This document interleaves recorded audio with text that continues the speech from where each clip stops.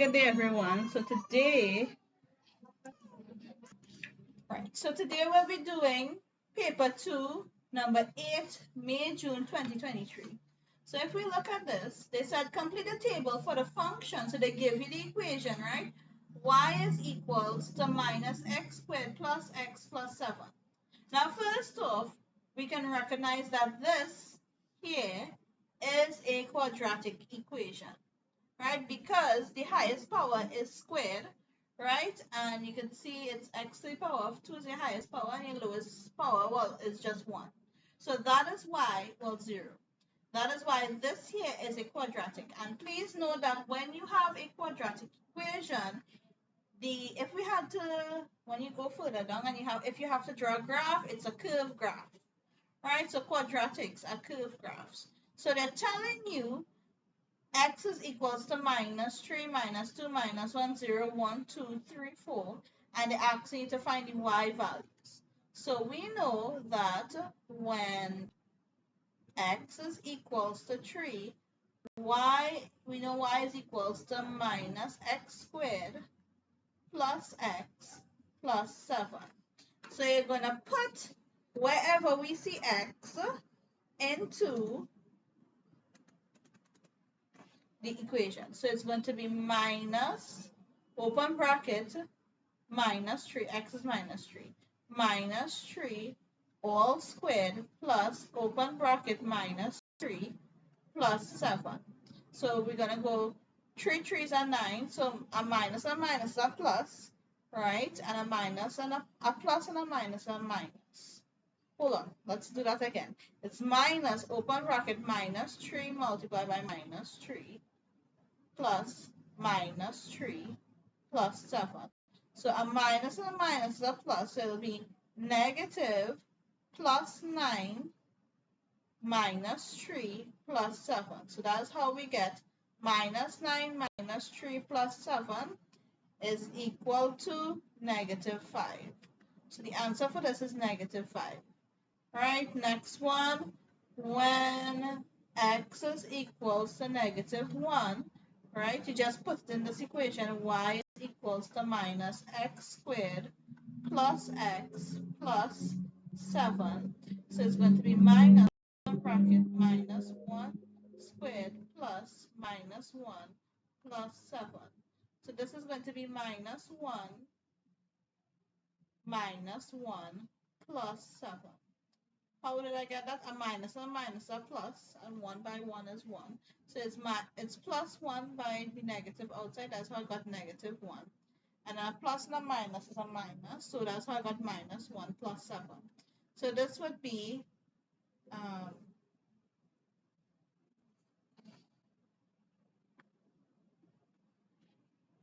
answer for this will be 5. So here you're going to put 5. Then they want to know when x is equal to 1 now.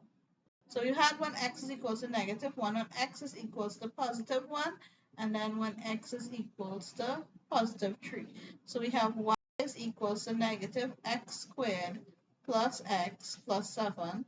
So y is equals to minus 1 squared plus 1 plus 7, which is minus 1 plus 1 plus 7, which is equal to 7 here. And y is equals to minus x squared plus x plus 7. That's y is equals to minus 3 squared plus 3 plus 7. That's equals to negative 9 plus 3 plus 7. 7 and 3 is 10, so that would be equals to this would be equals to positive 1. So now when x is equals to 3, y is equals to 1. And when x is equals to 1, y was equals to 7. So we have our coordinates, right, when x and y. So that is the first thing in the okay, so the second part of this question, on the grid below, draw the graph, this, and they give you the range, which is basically this you're drawing, right? They told you when you see negative 3, x is more than or equal to negative 3 but less than or equal to 4, That is, the range is from -3 to 4, and we have that range, -3 to 4. Right? So now we have, on the grid below, draw the graph of this, for this. Right? And write down the coordinates of the maximum and the minimum point of the graph. Now, there are two ways to do this. There's a formula, or if you're really good at your graph, you plot the points, right? And yeah, you plot your points and you'll be able to, and when you draw it, you'll get your maximum point. So let's look at this, right?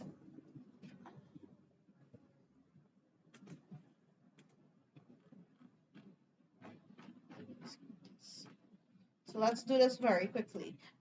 When x was -3, now your x-axis is on your horizontal and your y-axis is your vertical. So when x is -3, y is equals to -5. So our first coordinate would be -3 -5, which is this right here. Right? The next one, when x is equals to -2, y was equals to 1. So that's this right here. When x was equals to -1, y was equals to 5.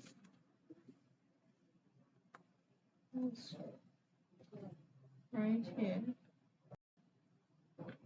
Right, when x was equals to 0, y was equals to 7, so that's right here. Right, when x is equals to 1, y is equals to 7, so that's right here. When x is equals to 2, y is equals to 5. 3, x is equals to -2. Sorry. When x is equals to 3, y was equals to 1. Right, when x is equals to 4, y was equals to -5.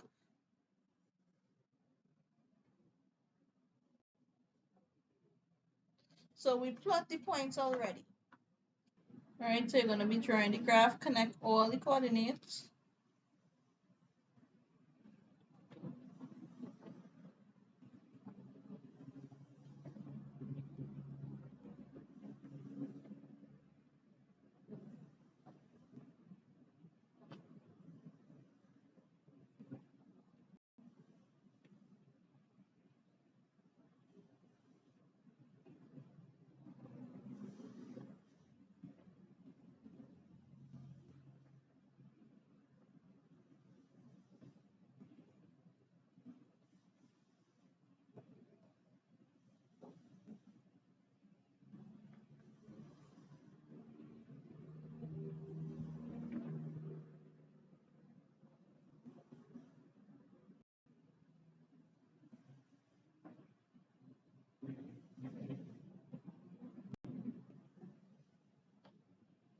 Right, this is probably the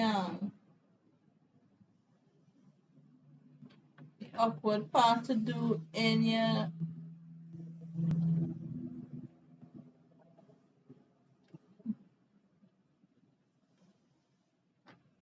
Let me just pause the video. So your graph should look something like this. Please note that your lines should not be jagged like mine. Please try to make it as seamlessly smooth as possible, okay? Right, so let's now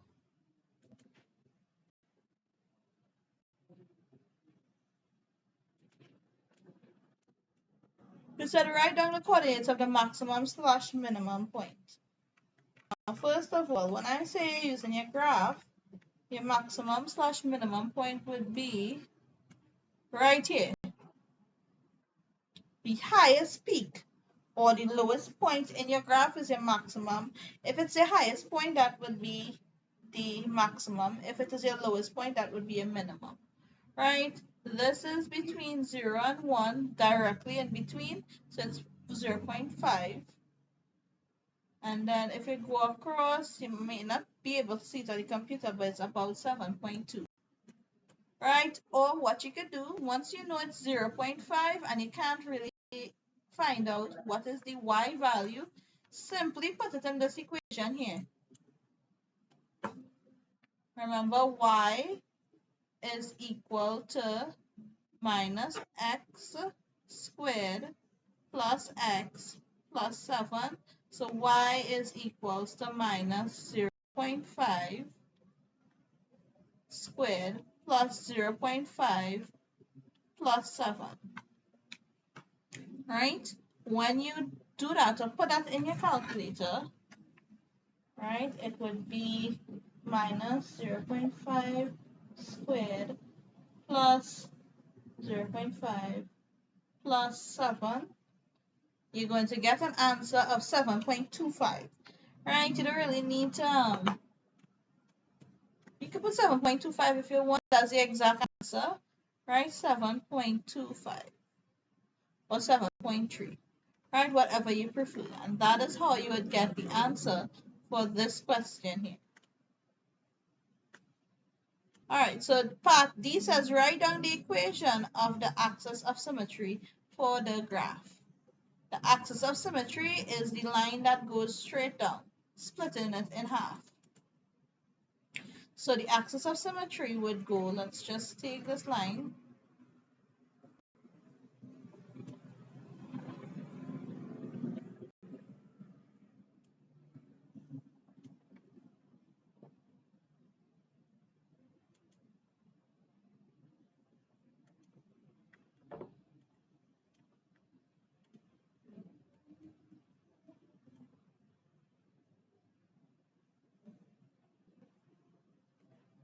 Right, so your axis of symmetry is, if you were to take the graph and fold it in half, it's supposed to be equal. So your axis of symmetry here, it intersects your x-axis at it intersects the x-axis at where y is equals to 0. So if you ask for the equation, sorry, not y is equal, that's where x is equals to 0. So what is the equation of the graph? Write down the equation of the axis of symmetry of the graph. It would be x equals to 0.5. And that would be your answer for part D.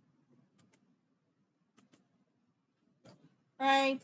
E, use your graph to find the solution of the equation. Now, when they say find the solution of the equation, it just means where it cuts the x-axis. Right? Where does this cut the x-axis? Although I did not that means x is equals to 0. You could probably find it out here. When x is equals to 0.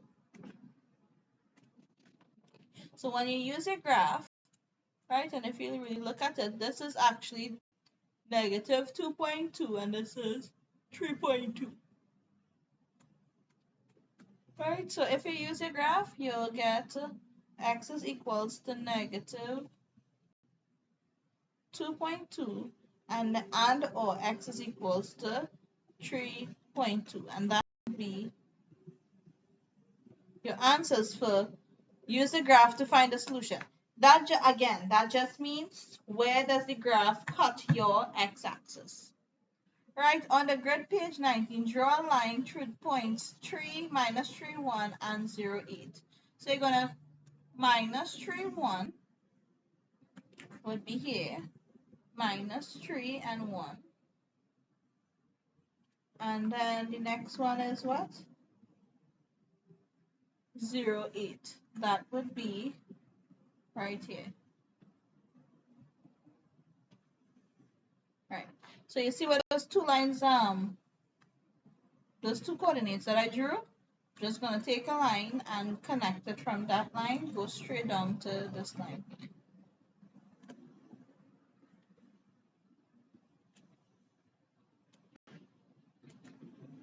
Right, so this line here, I'll put it in red so that you guys can see it.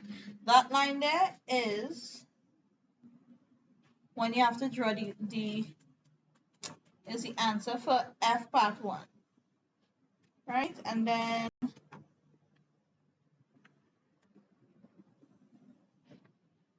Let's do part 3. Determine the equation of the line in the form y is equals to mx plus c. So first off, y is equals to mx plus c. M is equals to a gradient, so you could get a gradient.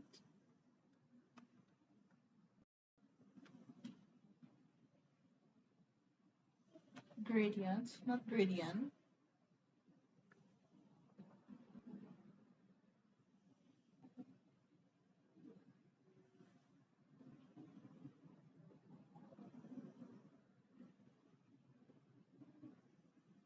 Right? M is a gradient.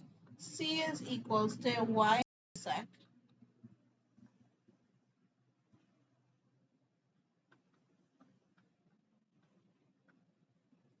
Right? And well, x and y could be any point in your graph. Right? So first off, let's use the coordinates it gave us. We have minus 3 minus 1 and 0, 8.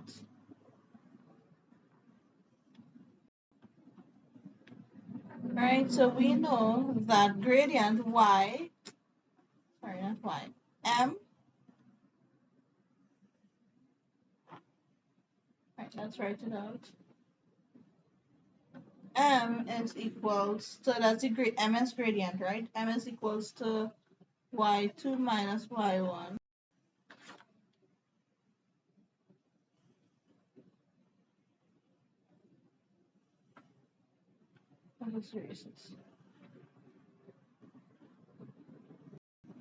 Right, then gradient is equals to y2 minus y1 all over x2 minus x1.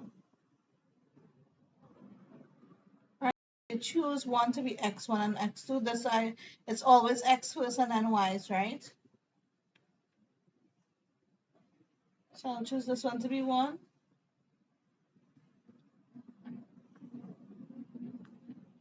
And this is 2, 2. So your gradient is going to be, what is y in the second one is 8. 8 minus, what is y1 minus 1.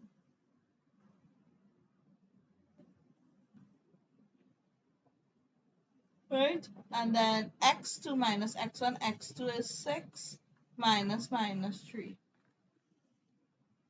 Right? So that would be 8 plus 1 is 9, and then we have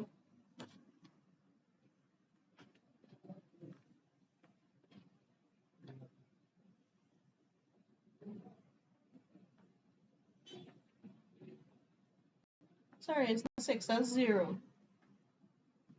0 minus minus 3 is 0 plus 3 is 3.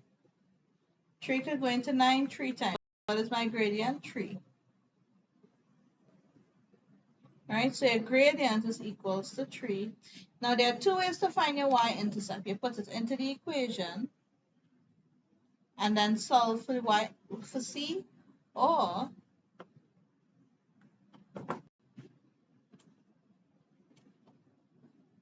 you use the graph to find out where the graph intersected your y-axis. Right, so as I was saying, the y-intercept is where this line intersects the y-axis, and it does intersect the y-axis at 8. So you can use a graph, or if you need to show the working, what I would do, there's two formulas that you could use. You can use this formula here, where y is equals to mx plus c. Right, we know that m is equals to 3. You could use any coordinate. You could use minus 3, 1 or 0, 8. I'll use minus 3, 1, minus 3, minus 1. And you put it in this, make c the subject, and then you can find the equation of your line. So remember, it's always x and then y. So this is minus 1 is equals to 3 minus 3 plus c. You want to find for c, so that's minus 1 is equals to minus 9 plus c. You carry across negative 9 over the equal sign. So that's minus 1 plus 8 is equals to c. So c is equals to 8. So now you know your equation is going to be in the form y is equals to, instead of m, you're going to put 3 because 3 is your gradient x plus 8. And that would be your answer for this question. Right, and that's how you would do number 8. Right, and that is how you would answer number 8, May, June 2023.